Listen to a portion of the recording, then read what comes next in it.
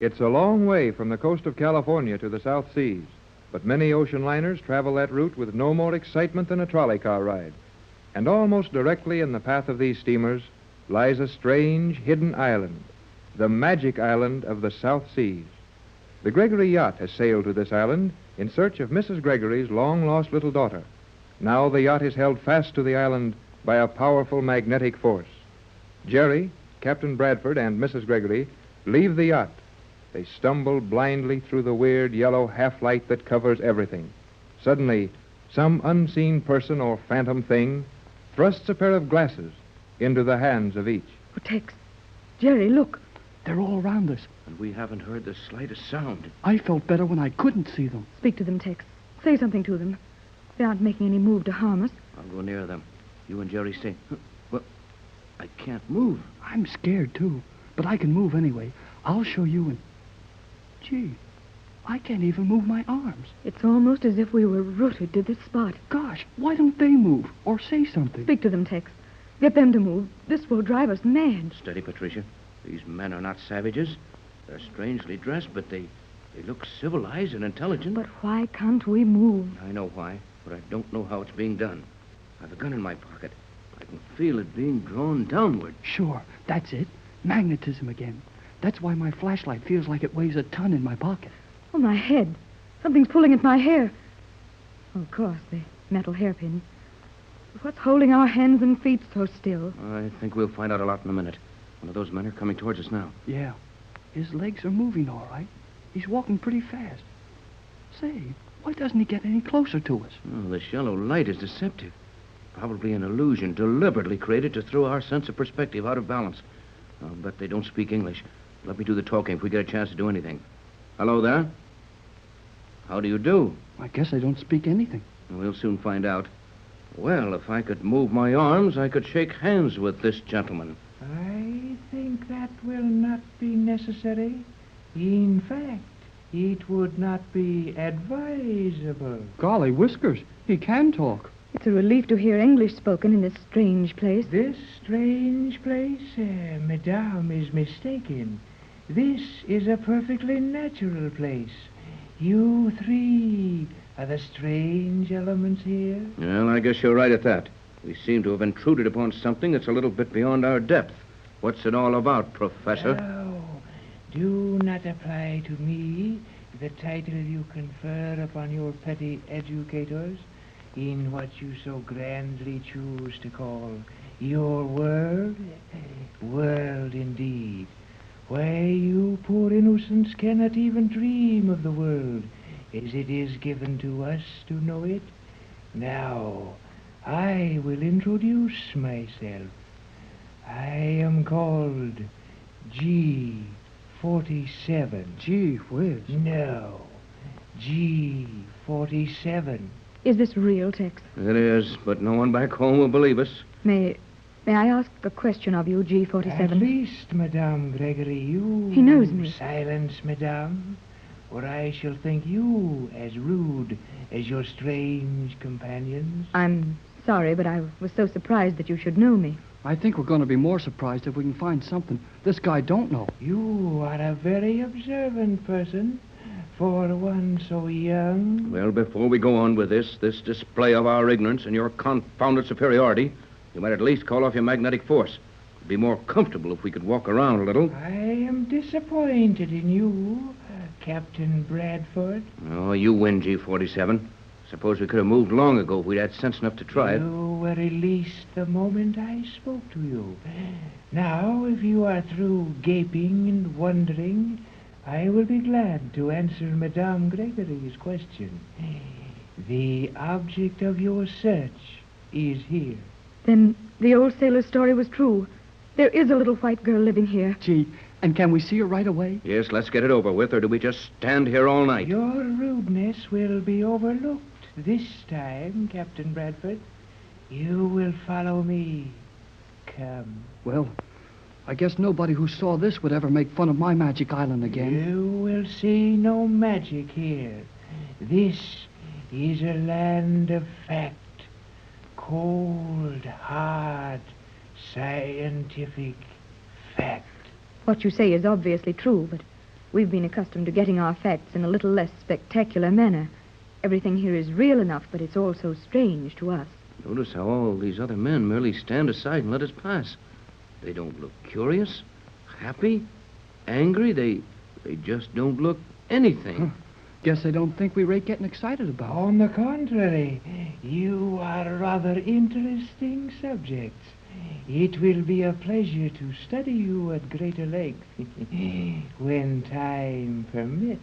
Well, it isn't the most comfortable feeling in the world to be spoken of as a subject for study, as if we were bugs on a microscopic slide. But remember, Pat, as long as we're being studied, we'll be alive, and while... And while you're alive, there is always the possibility of your escape, eh? That can wait. Please, G47, may we see the little girl? We are nearly to the ladies' quarters now. I imagine the ladies of your colony are kept rather well protected in the event your island might be surprised and perhaps captured, eh, G47? Do not be unnecessarily stupid.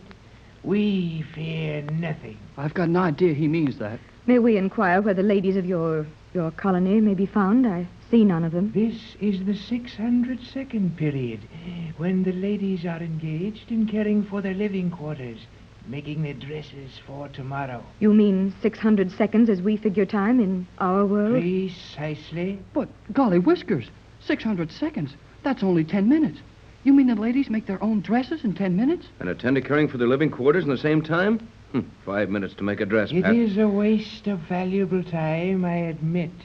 But we haven't been able to solve the problem of making a satisfactory garment in less than 300 seconds. Good heavens, 5 minutes to make a dress, and the man calls it a waste of time. I said 300 seconds, not 5 minutes. We have no time to deal in minutes here. Time is too precious. We measure it in seconds. I'll bet these guys could put up the Empire State Building in their lunch hour. Boy, oh boy. And the ladies make a new dress for every day? Precisely. You will see all that being done and more before you leave the Isle of Euclidia. Oh, so that's it, Euclidia. You named your scientific island for Euclid, the father of geometry. You are learning, Captain Bradford. I am called G47, is the highest authority in Euclidia on the subject of mathematics.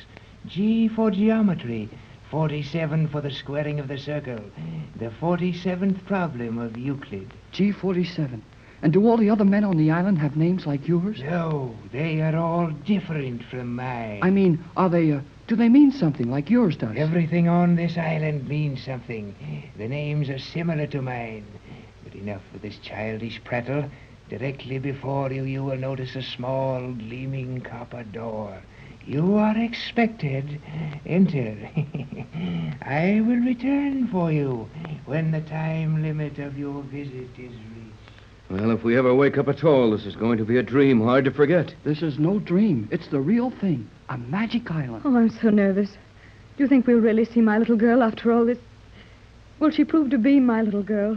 My little daughter, Joan? Well, let's knock on this door and find out. Gee, the door opened. Without a sound before I touched it. Are we supposed to walk right in? You may enter. Did you hear that? A young girl's voice. Let's go in. What a small room. Oh, are you... How do you do? Will you not sit down? Allow me, Mrs. Gregory. You there, Captain Bradford? And you here, Gerald. Gerald. Oh, Tex, Steady, Patricia. Now take it as calmly as you can. Jerry and I will just sit quietly in the background, as far back as we can go back in this little cubbyhole. You go ahead and talk to her. Find out if... Good luck, dear. Do you mind if I question you? Not at all. We of Euclidia encourage conversation when the subject is of value and takes little time. Remember, we are allowed but 120 seconds for this visit. Gee, Tex, who ever heard of a 15-year-old girl talking like that? Hush, Jerry. Let's don't use up any of Mrs. Gregory's 120 seconds. Your name... What are you called, my dear? I am called Cleostra. Each one on Euclidia has a namesake in science. Cleostratus was an astronomer of ancient Greece who arranged the signs of the zodiac. I came to this island on the day the Euclideans changed the calendar from your clumsy one of 12 months of different lengths to our perfect one of 13 months. Hence, I was called Cleostra in honor of that day. Golly whiskers. That girl knows more than my school teacher. Hush, Jerry. Tell me, my... Cleostra, do you know how you came to this island, to Euclidia? Why, of course. I was cast upon the island after a shipwreck near here. I was tied to a sinking lifeboat. Yes, that would be right. The lifeboat was sinking. All the men left it and tried to swim to safety so that you and I would have a better chance to live. I remember tying you to the boat, and then I could remember nothing else. You remember? You tied me to that boat? Yes, that's the last thing I remember. That was 14 years ago. You should be 15 now. The keeper of the records tells me I am just 15. But you spoke of fastening me to the lifeboat. You? Who are you? I am your mother. I am Mrs. Patricia Gregory. I know all that. But you are someone else also. There is something, I cannot explain it. My feeling is strange to me. But the Euclideans have kept so much news of the world from me. I suppose we are very happy here, yet I have often wished to know something of the world. Your world. Now you've brought that to me. Will you turn your head? May I touch you, my child? Certainly. Oh, you feel so strange. So warm and friendly. Your hands. No one's hands ever felt like that to me before. I knew your hair would be golden and curly, and I'm afraid to look. It would be a tiny star-shaped scar at the base of your neck. Oh, it's here, Tex. Jerry, the scar. It's Joan, my baby. My little daughter, Joan. My little girl.